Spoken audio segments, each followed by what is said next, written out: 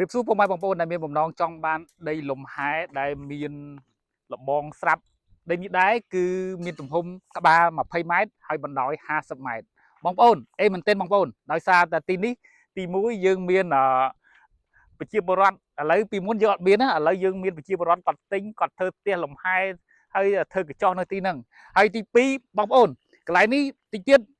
ខាងយើងខ្ញុំនឹងបង្កើតទៅជា resort បងប្អូនឃើញជាស្ដែងយើងកំពុងរៀបចំសួនហើយយើងកំពុងតែរៀបចំកញ្ចោះសម្រាប់ឲ្យពុកម៉ែបងប្អូនមកពីតាមក្រុងមកពីខេត្តមកលេង resort ហើយយើងធ្វើទឹកស្រះនេះយើងនឹងរៀបចំធ្វើម៉ូតូទឹកលេងនៅជុំវិញទីនេះអញ្ចឹងអីមែនទែនពុកម៉ែបងប្អូនដែល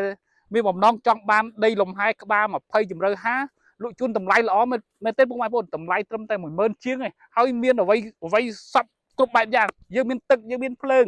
ហើយអ្វីដែលកាន់តែល្អយើងអង្គុយគុណមើលទេសភាពវាលស្រែជើងភ្នំបណ្ណន់អីមែនទេបងប្អូន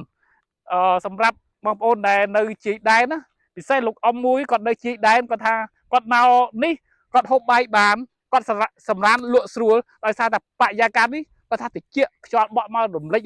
គឺអីមែនទេហើយសុខភាពគាត់ល្អហើយគាត់ថានៅក្រុងនៅជាយដែនពិបាកមែនទេគឺគាត់ឈឺរហូតដល់គាត់មកនេះគាត់ជានឹងជារឿងពិតរបស់អតិថិជនដែលគាត់ទិញក្បាល40ជម្រៅ50ហើយកំពុងតែធ្វើផ្ទះរួចហើយ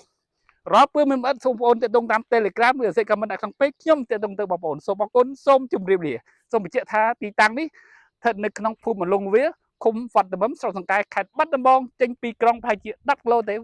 សូមអរគុណ